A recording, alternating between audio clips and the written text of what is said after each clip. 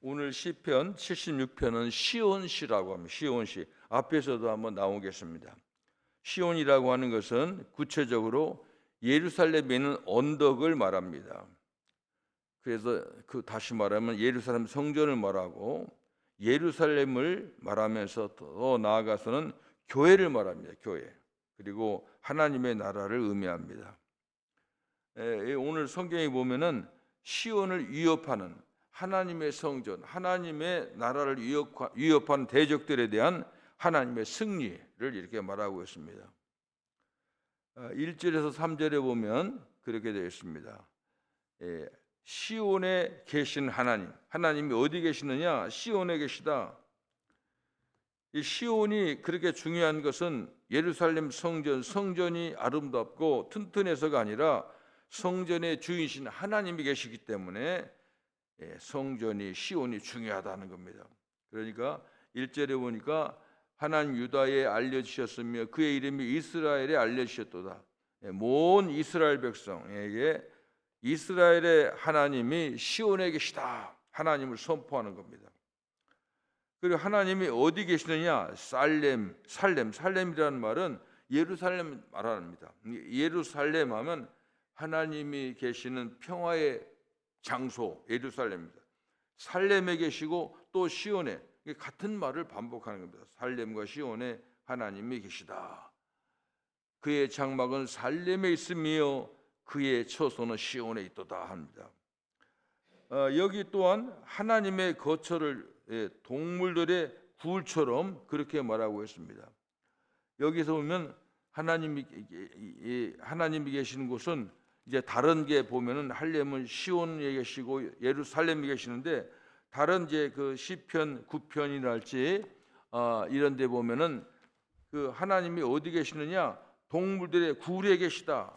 하나님이 어떻게 굴에 있을까? 또 어떤 게 소굴에 있다. 이런 질투를 표현을 하는데 이것은 이렇게 말하는 것은 하나님을 사자로 표현하는 거예요. 은유적으로 표현하는 겁니다. 하나님이 시온에도 계시고 살렘에도 계시는데 하나님은 굴에 있다. 이것은 사자를 하나님이 그 사자 같은 하나님이 굴 속에 있다는 겁니다. 그러니까 용맹스럽고 동물의 왕이죠. 사자이. 용맹스러운 하나님은 예루살렘의 시온산에 거하시며 모든 공격을 무력화시키시는 분이시다 하는 것을 말하고 있습니다. 시온에 계신 하나님은 이게 3절에 보니까 거기에는 그가 화살과 방패와 칼과 전쟁을 없이 하셨도다. 이 화살이라고 하는 것은 그때 사람들은 전쟁할 때 화살 촉에다가 불을 붙였습니다. 그래서 이건 장거리용 무기고 이 방패와 칼은 근거리용 무기. 가까운 데서는 그렇게 무기가 다르죠. 그리고 칼과 여기 보면 전쟁을 없이 하셨도다. 다시 말하면 이 모든 전쟁의 그 위험의 요소 이런 것을 전부 다 하나님께서 완전히 종식시킨다. 이 전쟁의 신 만군의 하나님의 능력을 말해주고 있습니다. 그리고 3절 끝낼 때는 거기에서 그가 화살과 방패와 칼과 전쟁을 없이 하셨도다. 그 셀라, 이게 셀라란 말이 나오는데 계속 우리가 시편 읽으면서 셀라를 나왔는데 이 셀라를 한번 언급하면은 이제 이 히브리어로 셀라라는 말은 이제 멈춰서 들으라 그런 뜻이 있다고 하는 겁니다. 그러니까 이 셀라하고는 조금 멈춰야 돼요. 왜냐하면 앞에 게 너무 중요하기 때문에. 다시 말하면 이제 잠시 멈추어서 앞의 내용을 묵상하라 그런 의미가 있다고 하는 겁니다.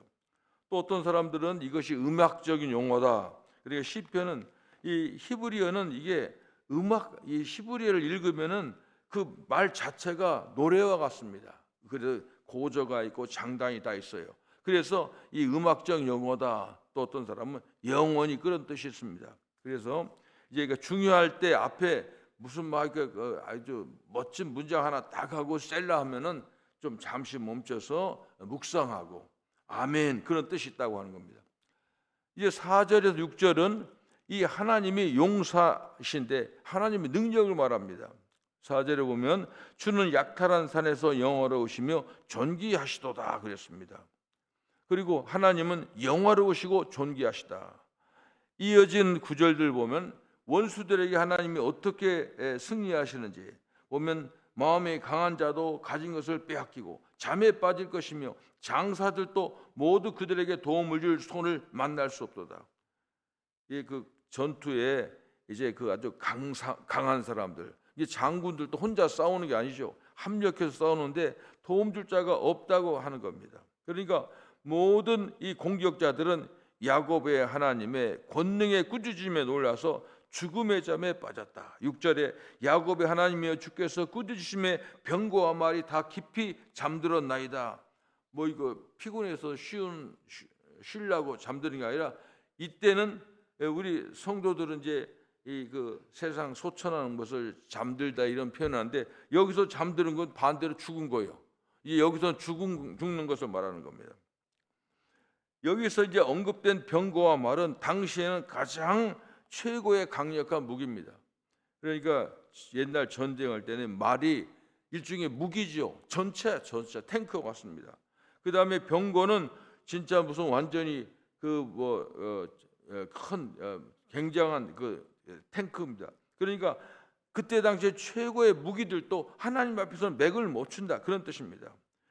하나님께서는 단지 호령 한마디로 이 꾸짖으시면 세상이 전부 다 이제 쓰러지고 없어진다는 겁니다.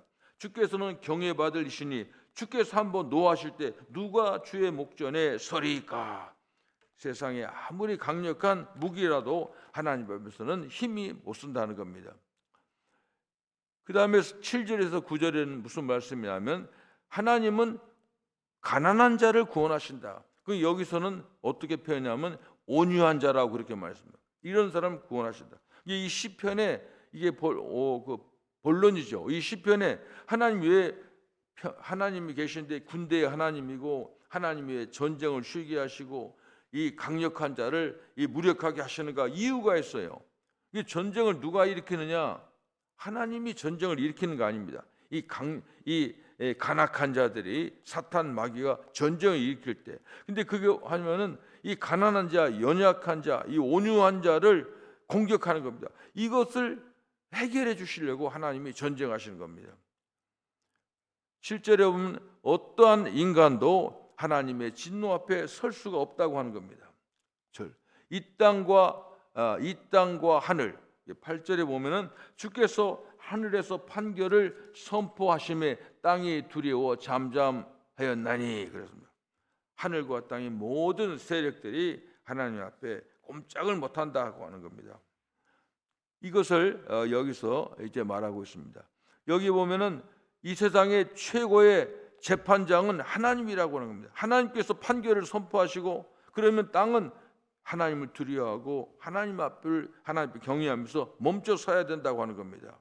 세계의 최고의 재판장의 판결은 온 세상에 미친다 그런 뜻을 말하고 있습니다. 이제 9절부터는 이제 그 이유입니다. 왜 하나님이 이 세상을 심판하시는가? 이 땅의 모든 가난한 자들 오늘 보면은 곧 하나님 땅의 모든 온유한 자, 이 온유한 자라는 것은 이 옛날에 개역 성경에는 가난한 자 그런 표현을 하고 있습니다. 이게 가난한 자는 온유한 자입니다. 이게 심판의 이유예요. 하나님이 화를 내시고 전쟁하시는 이유는 이 땅의 모든 가난한 자, 온유한 자, 이건 히브리어 말로는 아나부라고 합니다. 아나부, 온유한 자, 가난한 자입니다. 이 가난한 자는 다른 게 아니라 이 가난한 자는 저는 이제 그런 신학교에서 배울 때 이 사람들을 민중, 가난한 자, 민중 그런 말이거든. 근데 우리는 그걸 자연스럽게 썼어요. 근데 그게 가만히 보면 이게 다 공산주의 사회주의자들이 쓰는 용어입니다. 민중. 그리고 국민을 위하고 민중을 위하고.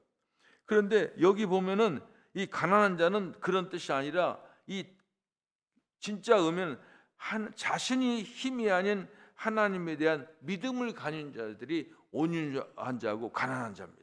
이게 하나님만 바라보는 사람들이 어린아이 같이 어린아이는 아기가 철 모르고 나이가 어려서 그런 게 아니라 어린아이 특징은 부모를 절대 의지하는 것처럼 이 가난한 자 온유한 자는 그런 겁니다. 하나님의 회복, 하나님께서 도우심을 바라는 그런 마음을 가진 사람들이 온유한 자, 가난한 자입니다. 이게 바로 약자들을 위한 정의 회복, 이것이 바로 이 시편 76편의 주제입니다. 그래서 10절 그리고 마지막 10절 12절은 하나님께 대한 경배를 촉구합니다. 이게 항상 우리 신앙에 하나님이 하신 일은 우리를 구원하는 이시고 우리를 살리시고 우리를 도우시기 때문에 항상 감사로 나타나고 경배로 나타나는 겁니다. 10절의 의미는 조금 애매해요. 10절은 진실로 사람의 노여움은 주를 찬송하게 될 것이요. 이게 사실 참 무슨 뜻인지 잘 모르겠죠.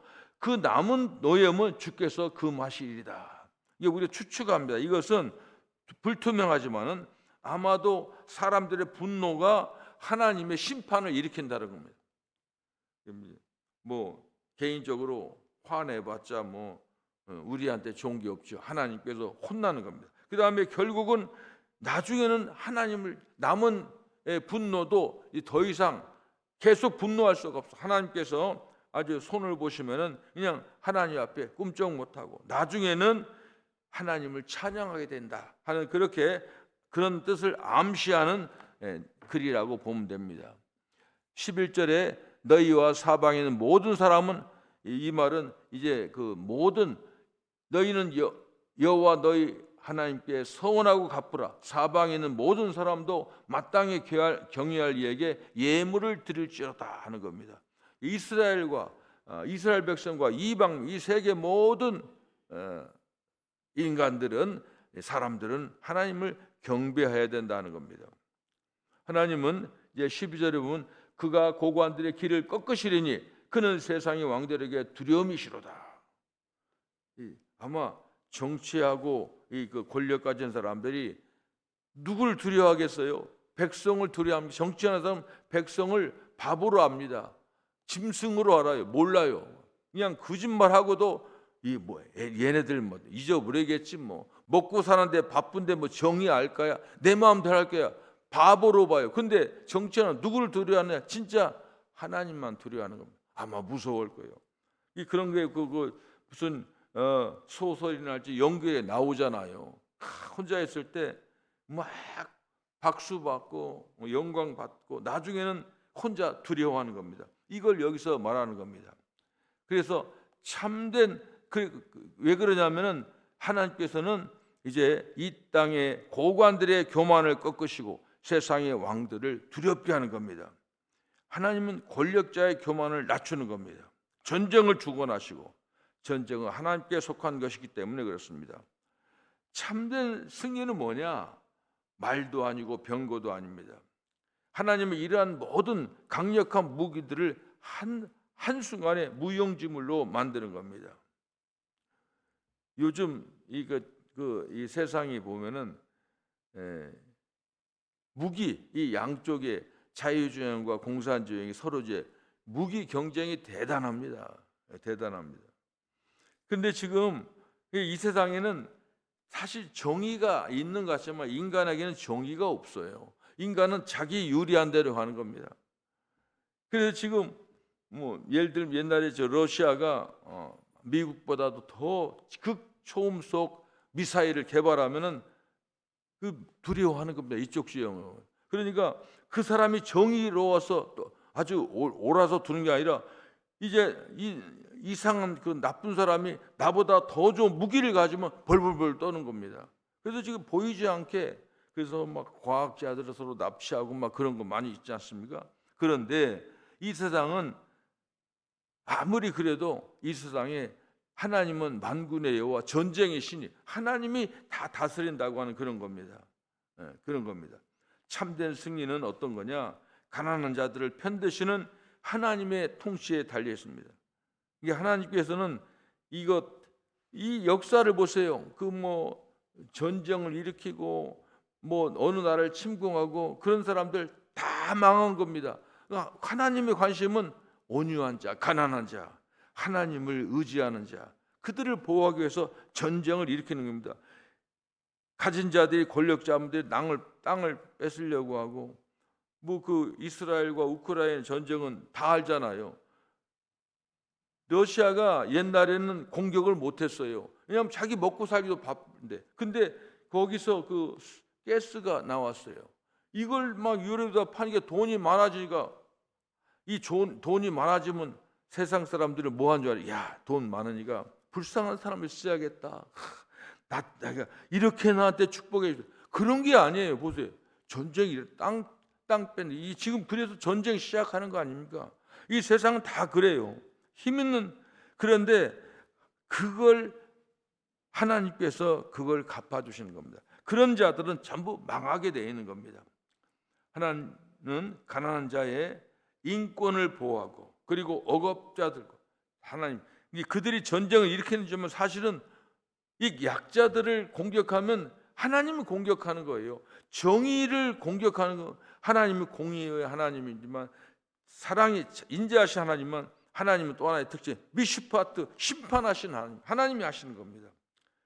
가난한 자는 이제 사회주의자들이 말하는 민중을 말하는 것이 아닙니다. 온유한 자가 가난한 자고 하나님을 의지하는 자입니다.